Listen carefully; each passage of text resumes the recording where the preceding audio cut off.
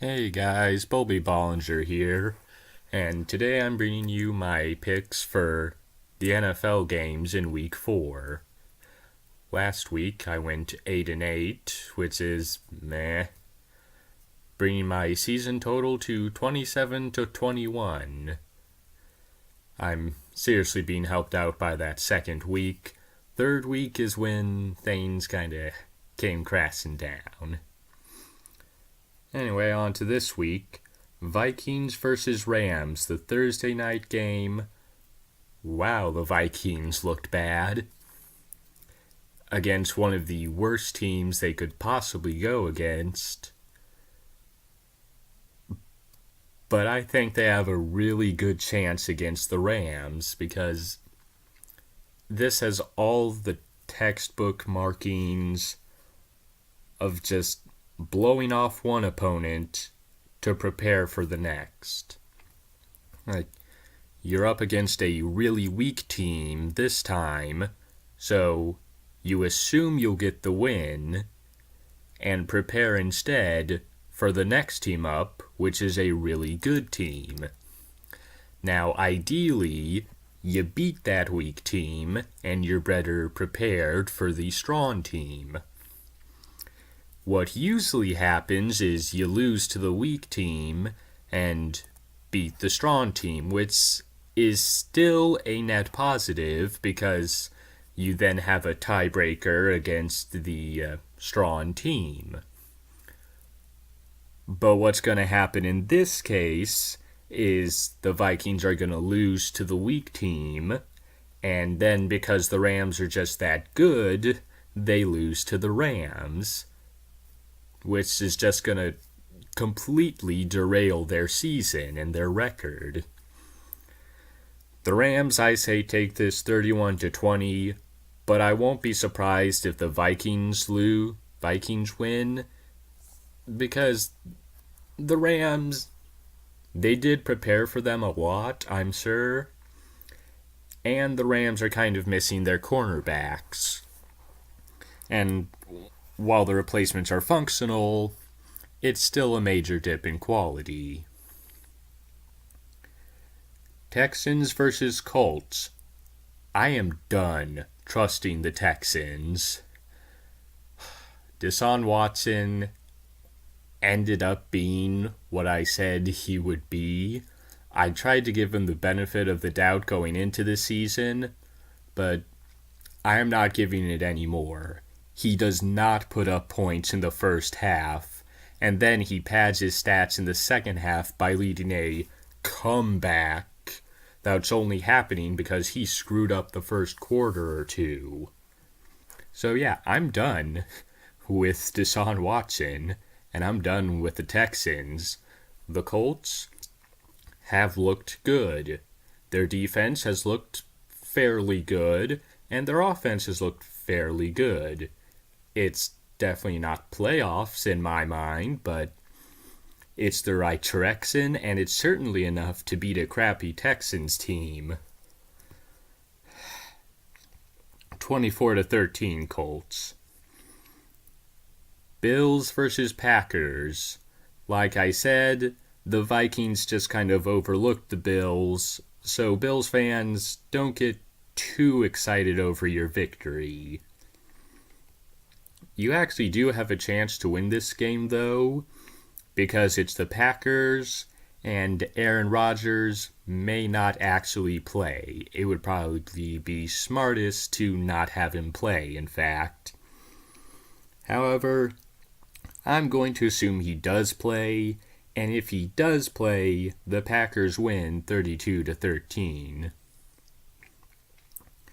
Buccaneers versus Bears. The hype train finally crashed. The Buccaneers lost a game, and in the first half, Ryan Fitzpatrick looked terrible.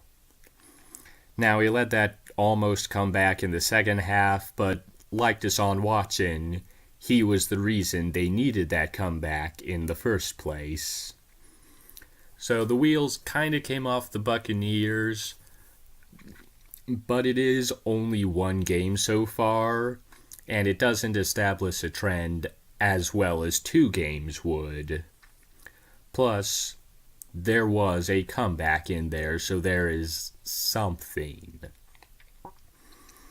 Meanwhile, the Bears barely beat out the Cardinals and were lucky to do so. They tried to get Jordan Howard going this time, which is a good sign. Unfortunately, they switched to power run instead of zone like they had last year, so they still have no idea what they're doing there. But it only has to be functional because of their defense. Now, this game is actually kind of interesting because this is the best defense the Bucs have faced, but on the other hand, this is also the best offense the Bears have faced. So what's going to happen is going to be interesting to watch, because we don't know quite how these two things are going to interact. If it's going to be explosive or just a long brawl. I'm going to take the Bears in this one 27-24 because unlike many other teams, they can run the ball on the Buccaneers. If they just have the will to run the ball, they'll be able to run the ball. Dolphins versus Patriots. The Patriots are off to a rough start, but we all know it's not going to last forever. We just know the Patriots are going to come back. It's what they do. It's going to happen. And the Dolphins, they actually can't lose the lead in the division this week, which is good for them. The bad news is that they're actually facing a legitimate team. And as a result, they're going to get stomped 34-17. I apologize, Dolphins fans, but you've been beating up on nobodies. Lions and Cowboys. The Lions pulled off a great win over the Patriots. They were able to run the ball really well, keep Brady off the field, and their passing game worked wonderfully with that running game going. Now, that's not going to work quite so well against the Cowboys because the Cowboys actually have a defense. And unlike the Patriots, they want to run the ball. And the Lions aren't good at stopping that. The Cowboys are pretty well situated to run the ball, even with those offensive line pieces missing. So I think the Cowboys will edge this one out 24-21. Bengals versus Falcons. The Bengals and the Falcons actually are coming off of disappointing victories. Well, disappointing losses. But they both showed themselves to be pretty good in those losses. Like, neither one was really blown out, and they both kept it pretty close. Showing that they're both pretty good. Now, the Bengals were without Joe Mixon then, and they're without Joe Mixon now, which I think is actually going to be a difference maker in this game. And I'll have the Falcons taking this 30-24. And as a side note, Calvin Ridley, they used him properly, and he became exactly what I knew he was. Jets versus Jaguars. Jaguars. What happened? I can't blame their defense because that played really, really, really well and only allowed 9 points. But offense, how did you only score 6? I don't know what happened. I don't know if it was raining or something, if there was a monsoon. But there was just a pathetic offense from the Jaguars that day. And I guess it's kind of typical for the Jaguars to just have that weird bad day. You could say this is like the Bills, except it's not like the Bills because their opponent this week is the Jets. And I don't think they'd take extra time just to prepare for the Jets. Now, the Jets did do pretty much what the Titans did to the Jaguars, except they did it last year. But I think the Jaguars remember that a little too much and are going to win this 23-17 because the Jets don't have much going for them. The confidence in that building has to have just plummeted. Great week 1, terrible week 2, and such a disheartening loss to the Browns in week 3. The morale is sunk, and it's not at a point where they can beat the Jaguars. Eagles versus Titans. The Titans have actually been pretty good on defense. The offense, however, is nothing. The Eagles have been pretty good on defense, and their offense started out a little weak, but with Carson Wentz back, it's clearly gotten to a good point, even without Alshon Jeffrey and Jay Ajayi. So the Eagles, I think, should be able to win this game pretty easily, 32-13. Browns versus Raiders. Let the Baker Mayfield era begin. The guy has had the best debut of all the rookie quarterbacks so far. Like Sam Darnold, yeah, his team put up 44 points, but he only had 198 yards over all 4 quarters. Baker, he had about 2 quarters and put up over 200 yards, and led his team to a comeback against those Jets, who actually do have a pretty good defense themselves. The Browns are actually really well set up for a rookie quarterback to come in too. Like, they have good receiving options in Njoku, Landry, Callaway. They have what they need in the receiving core. They have a good running back.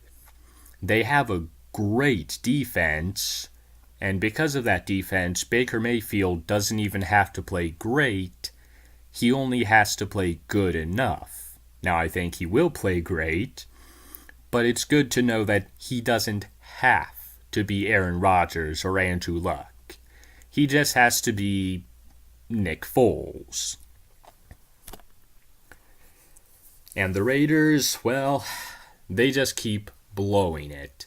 They have had the lead in the at halftime every single game, and they've lost it every single game.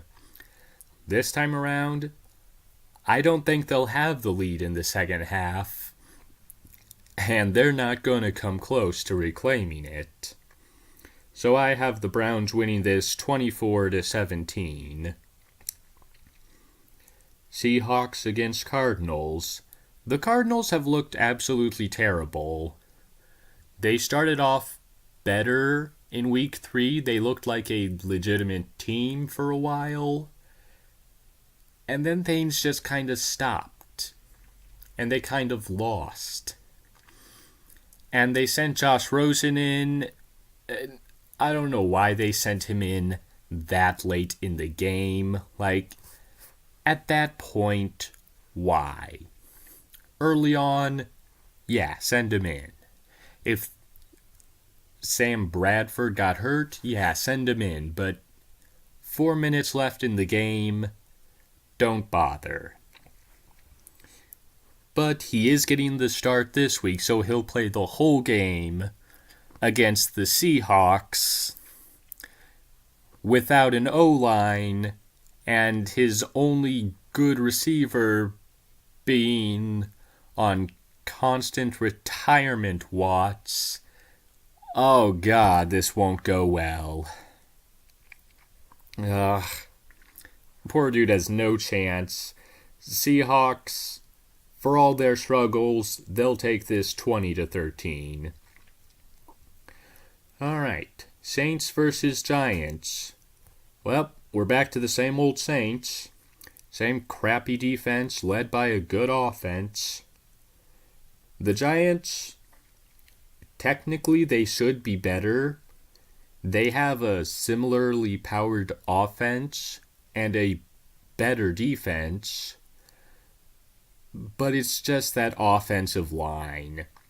I cannot trust it to do its thing. They won last week against the Texans, but J.J. Watt got about 4 sacks on his own. So, I don't trust the Giants to keep the pace they're at with the Texans game. And I think the Saints will outscore them 30-21. 49ers versus Chargers. Before Jimmy Garoppolo's injury, I would have given this to the 49ers based off of a little hunt, not necessarily facts or data or anything. But with Jimmy G gone, it is the Chargers' game to lose. Morale in San Fran is basically at 0. So despite them being a better built team when Joey Bosa is gone, the 49ers aren't going to win this. Chargers 24-21. Ravens versus Steelers. These two teams, regardless of their quality, always play a close game. One could be 0-15 and the other could be 15-0, and they'd play a really close game. Because these two teams are just incredible rivals, and they know each other inside and out. So the games are always close and they're always good. And who's going to win this? I'm not entirely certain. It could very easily go either way. Are the Steelers going to start climbing up and make their comeback? Or are the Ravens going to say, hey, no, we are a legitimate team, we are a legitimate playoff contender, and win this? Both teams, their playoff hopes, are kind of going to be decided this game. Loser, not making the playoffs. Winner, you've got a chance. I think the Steelers are going to take this 24-21, but it's going to be a very close thing that can go either way. The final game of the week, Chiefs versus Broncos. You know, the hot hand of the Chiefs is going to end eventually. But for now, I'm going to keep riding it. I'm going to stay with it. I'll give this to the Chiefs 20-17.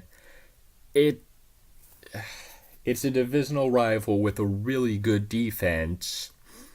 They should be able to definitely limit the Chiefs' offense, and they can put up points of their own against Chiefs' defense. But I'm just going to trust the Chiefs for at least one more game. I don't know if that's necessarily wise, because with Phillip Lindsay at full strength, the Broncos can definitely take this one, but I'm going to stick with the Chiefs. Don't you dare burn me on this.